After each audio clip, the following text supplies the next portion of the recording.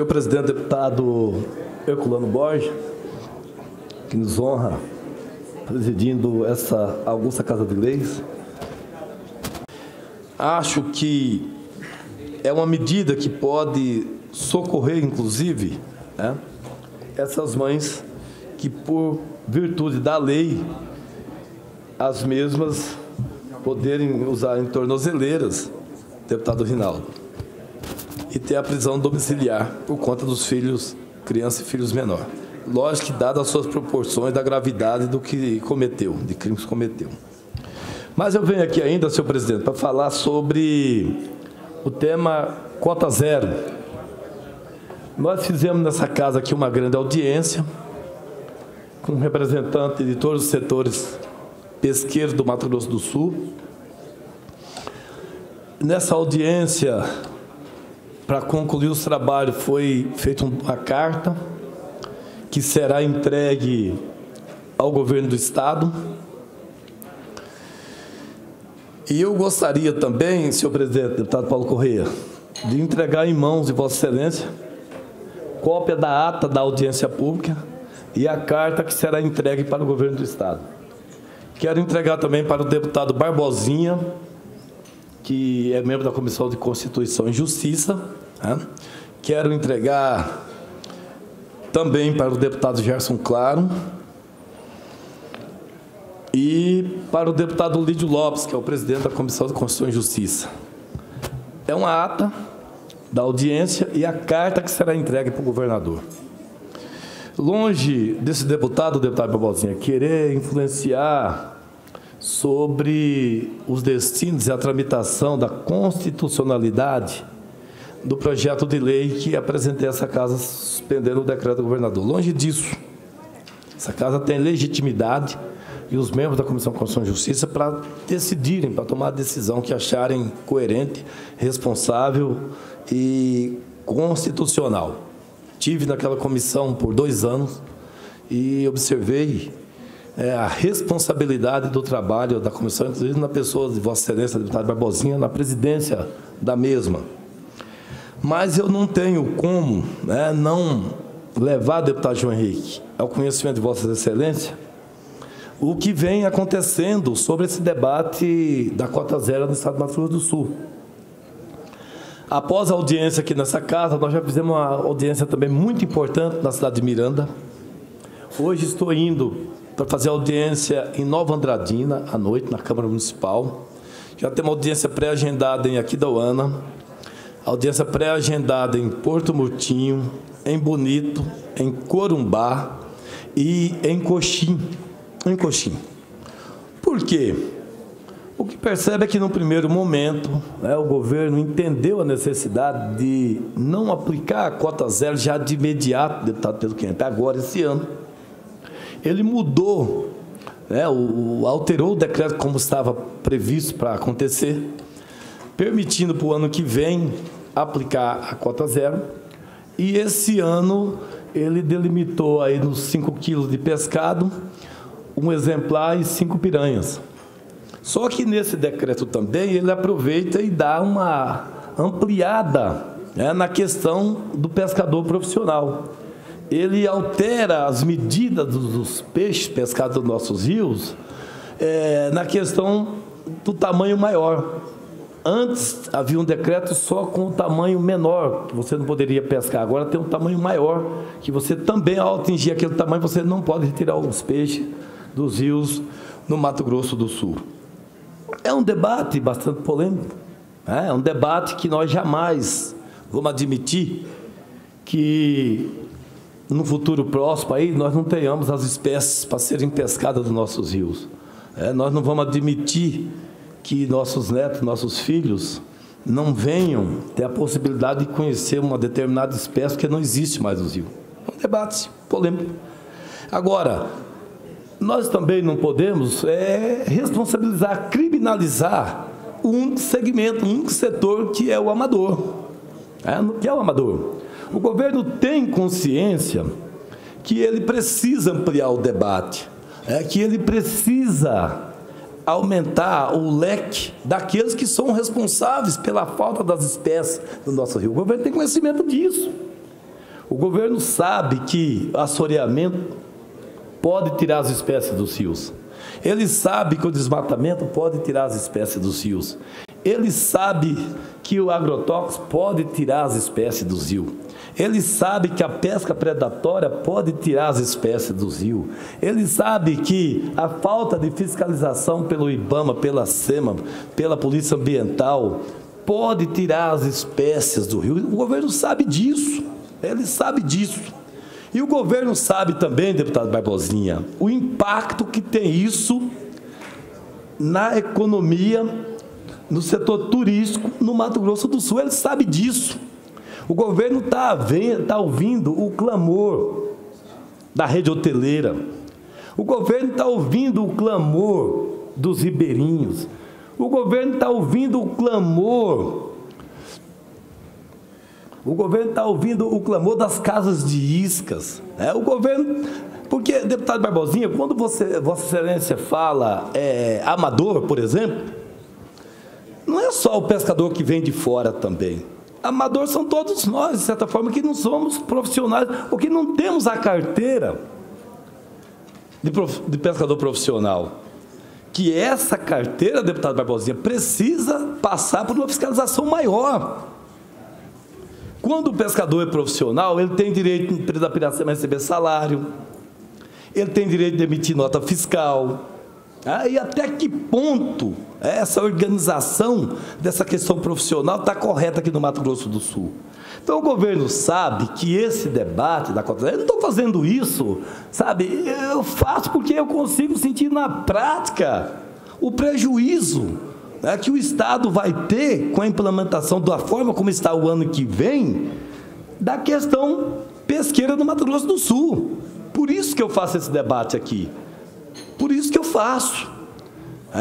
Então, eu gostaria de passar para Vossa Excelência uma cópia, como vou passar para o deputado Gerson Claro, como vou passar para o deputado João Catan e para o deputado Lídio Lopes. E devo protocolizar no governo do Estado também uma cópia, para que chegue às mãos do governador. E vou continuar o debate, porque o debate aqui não é só a questão de uma lei para assustar o decreto. Não é isso. Isso é parte do debate. O debate aqui é que, na verdade, os valores da cadeia pesqueira possam ser preservada. Os valores da cadeia pesqueira, deputado Barbosinha. E, ao mesmo tempo, a manutenção das espécies, a povoação dos nossos rios. Esse é o debate que nós precisamos fazer aqui. Pois não, deputado Barbosinha? Deputado Cabalmi, eu agradeço pelo aparte. O debate que Vossa Excelência tem travado nessa casa é importante. E mesmo com a edição do decreto, o debate ele não cessa, ele não para.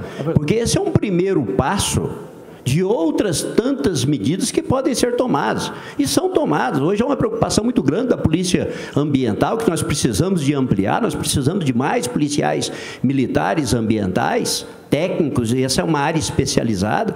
É urgente a efetivação de novos concursos, a preservação das matas ciliares, o controle dos agrotóxicos, né? Agora, o Estado precisa de fazer alguma coisa. O que não pode é não fazer nada. Sem dúvida. Porque se não fazer nada, nós vamos ter a extinção dos peixes nos nossos rios. E o governo iniciou. Nesse primeiro momento, por exemplo, ele poderia atingir o ribeirinho. O pescador, porque às vezes eu fico com a percepção de que Vossa Excelência defende esse posicionamento, que tem que atingir aquele que sobrevive da pesca. O sujeito está enfiado lá no Pantanal com a mulher, 12 filhos, e que depende da retirada do pescado para sobreviver. O governador teve a preocupação, nesse momento, de não diminuir a quantidade desse que sobrevive da pesca e preservar para esse ano, reduzindo de 10 para 5 quilos, aquele que é o pescador amador. O amador é aquele que não sobrevive da pesca. Ele pode trazer os 5 quilos e pode trazer os peixes exóticos. Aqueles peixes considerados exóticos, é uma série de peixes, eu não sou pescador, mas tem lá no decreto uma relação deles que eles podem ser transportados. Então eu penso que nós temos que debater, outras medidas podem ser implementadas, os 400 quilos do pescador profissional pode ser diminuído. Outras medidas restritivas têm que ser tomadas agora, deputado Cabalmi. Um passo atrás, às vezes, é dar muito passo à frente. Foi o que fez a Argentina. A Argentina, quando proibiu a pesca do dourado, fez com que essa ação fosse traduzida em recurso, em dólares. Hoje, só brasileiro que vai para um estado da Argentina ultrapassa os 80 mil.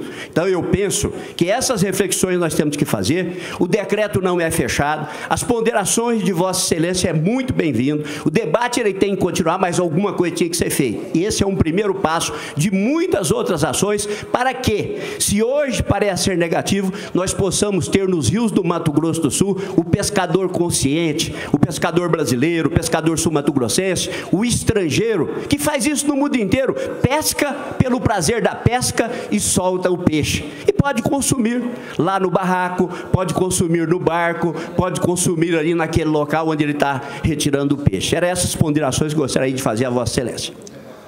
Eu agradeço, deputado Barbosinha, as ponderações de Vossa Excelência incorpora a minha fala, mas, deputado Barbosinha, o decreto por si só, se ele não vier acompanhado de ingredientes que permita repovoar os rios, pode não surtir efeito.